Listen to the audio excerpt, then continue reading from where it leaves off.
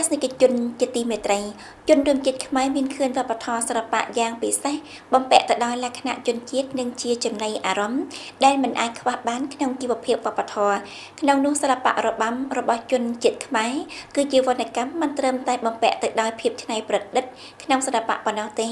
នៅទាំងបង្កប់អត្ថន័យមនុស្សសាស្ត្រយ៉ាងជ្រាលជ្រៅទៀតផង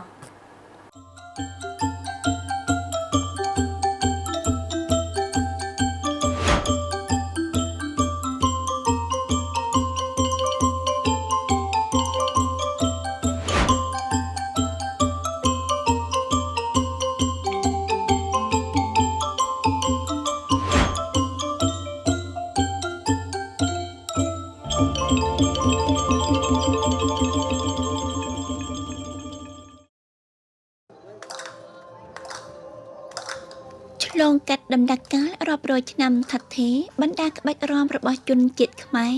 តែងបានរក្សាខ្ជាប់ជាមួយនឹងពេលវេលាហេតុតែក្បាច់រាំរបស់ជនរួមជាតិខ្មែរបានរក្សាពីជំនាន់មួយទៅជំនាន់មួយ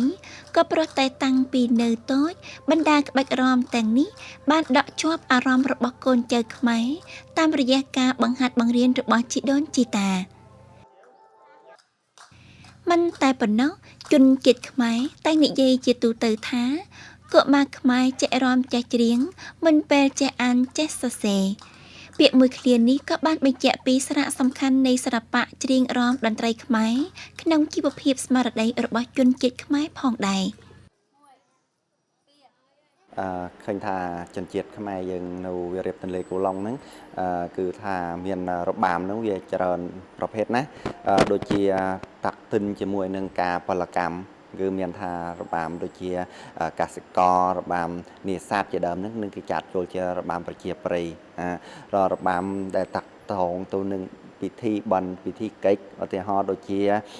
ក្នុងមង្គលការគេក៏មានរំដែរនឹងគេហៅថាចាត់ទៅជារបាំប្រពៃណីដែលតាក់ទងជាមួយនឹងពិធីមួយចំណែកដែលយើងឃើញថាវិសេសវិសាលដែលដូនតាខ្មែរយើងទុកមកបានដល់សប្តាហ៍ថ្ងៃនឹងរក្សាបានហ្នឹងគឺថារបាំបុរាណរបាំបុរាណហ្នឹងគឺឃើញថាលក្ខណៈសម្គាល់នៅរបាំបុរាណហ្នឹងមានដូចជាគ្រឿងមកុដការតុបតែងសម្លៀកបំពាក់និងយើងឃើញថាការរចនានៅកាយវិការរបស់របាំបុរាណគឺវាឃើញថាវា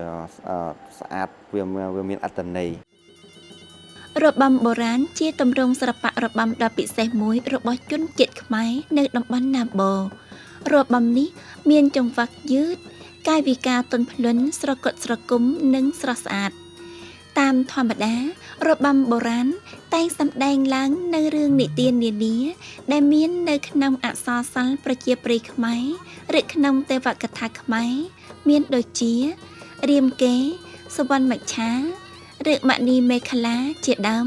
ដែលបំពាក់ទៅដោយតម្លៃមនុស្សសាស្ត្រជ្រាលជ្រៅដើម្បីដឹកនាំមនុស្សជំនាន់ក្រោយឆ្ពោះទៅកាន់ភាពស្អាតស្អំសុចរិតជៀសវាងអំពើអាក្រក់និងអំពើទុច្ចរិត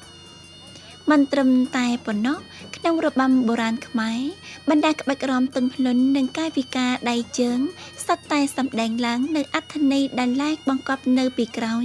ដែលបុព្វបុរសខ្មែរបានបន្សល់ទុកក្នុងបណ្ដាក្បាច់រាំរបាំផងដែរ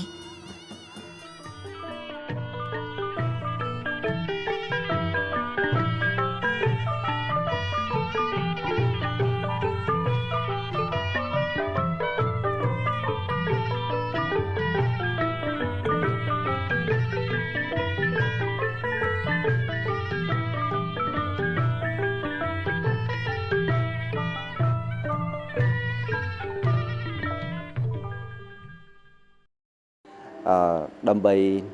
អ្នកដែលចេះរំនៅរបាំបុរាណយើងនឹងគឺថាយើងត្រូវចេះនៅគេហៅថាកាយវិការសារវ័ន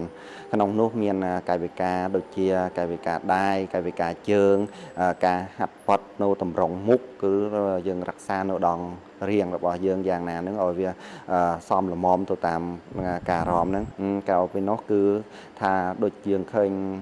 ក្នុងលក្ខណៈកាយវិការដៃហ្នឹងមានយើងនិយាយអំពីហៅថាការលូតលាស់នៃធម្មជាតិដំបូងយើងឃើញថាមានកាយវិការដូចជាក្របអញ្ចឹងគេក្តាប់ដៃឃើញថានេះគេសម្គាល់ថានេះជាក្របហើយយើងដែលបានដូចថាមាន ទឹកសន្សើមឬមួយក៏យ៉ាងណាហ្នឹងគឺក្របហ្នឹងវាតែងតែដោះហ្នឹងមានកាយវិការដូចជាគេដុតចង្អុលមួយអញ្ចឹងគេហៅថាការដោះរួចហ្នឹងវាមានលក្ខណៈដូចជាត្រួយវាទៅជាត្រួយរួចវាមានជាសន្លឹករួចវាមានបែកម៉ែកបែកធៀងដូចជាគេលាម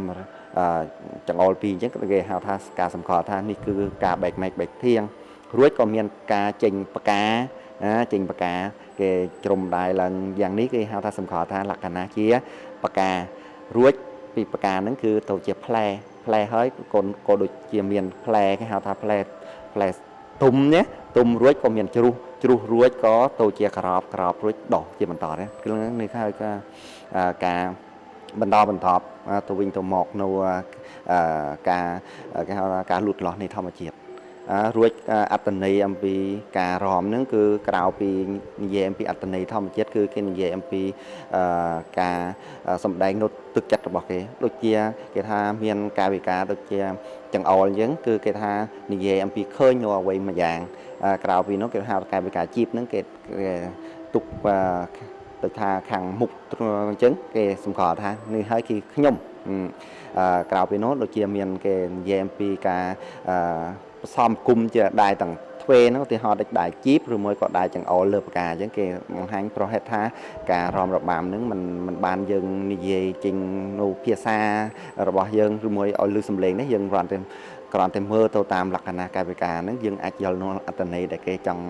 និយាយអំពីអ្វី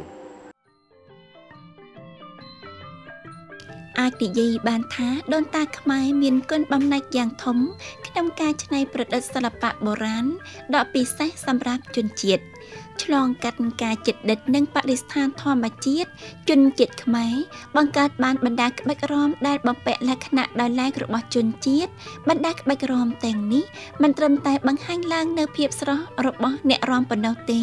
ថែមទាំងបង្ហាញអំពីវប្បធម៌ទាក់ទងនិងបរិស្ថានធម្មជាតិរបស់ជនជាតិខ្មែរទៀតផង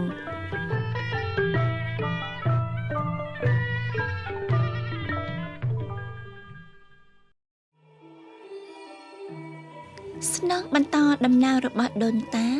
បច្ចុប្បន្នយុវជនយុវតីនៅខេត្តសត្រាំងបាននិងកំពុងខិតខំថែរក្សានិងពង្រីករបាំខ្មែរដោយសកម្មភាពជាក់ស្ដែងជាច្រើនក្នុងនោះលេចធ្លោគឺមានបណ្ដាក្លឹបក្រុមសិល្បៈនៅតាមបណ្ដាវត្តអារាមខ្មែរ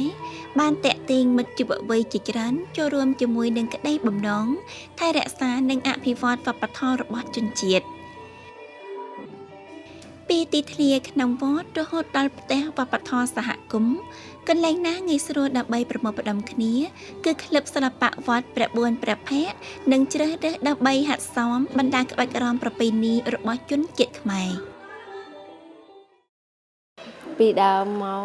អូនចូលចិត្តណៃនឹងពីទូចមកបងអូនស្រឡាញ់ចង់ឲ្យរបាំហើយនឹងរំវង់តទៅមុខទៀតឲ្យរីកចម្រើនបាទចូលមិនបូមហិតក៏មានថាគ្រូកាច់ខ្លួនកាច់អីយើងក៏មានប្របាក់បន្តិចដែរហើយប៉ុន្តែខ្លួនស្រឡាញ់សិល្បៈក៏ខំហាត់ឲ្យបានល្អហើយទុកថាទុកឲ្យមកវិញឲ្យបានក្រោយបងប្អូននឹងនេះទៀតអូនស្រឡាញ់ហាងច្រើនទេបងរបាំបុរាណរបស់ជនរួមជាតិខ្មែរមិនត្រឹមតែជាទម្រង់សិល្បៈសម្ដែងប៉ុណ្ណោះទេនៅតែជាបេតិកភណ្ឌវប្បធម៌ដែលបំពាក់ទៅដោយតម្លៃស្មារតីយ៉ាងជ្រាលជ្រៅរបស់ជនជាតិខ្មែរផងដែរឆ្លងកាត់ច្រើនសតវត្សកន្លងទៅក្បាច់របាំនិយាយដោយឡែកក្បាច់រាំផ្សេងទៀតរបស់ជនជាតិខ្មែរនិយាយរួមបានអភិវឌ្ឍជាបន្តបញ្ជាក់បានគោលជំហរសំខាន់ក្នុងជីវភាពវប្បធម៌របស់ប្រជាជនខ្មែររួមចំណែកក្នុងការបង្កើតវប្បធម៌វៀតណាមជឿនលឿនបង្កប់ដោយអត្តសញ្ញាណជនជាតិ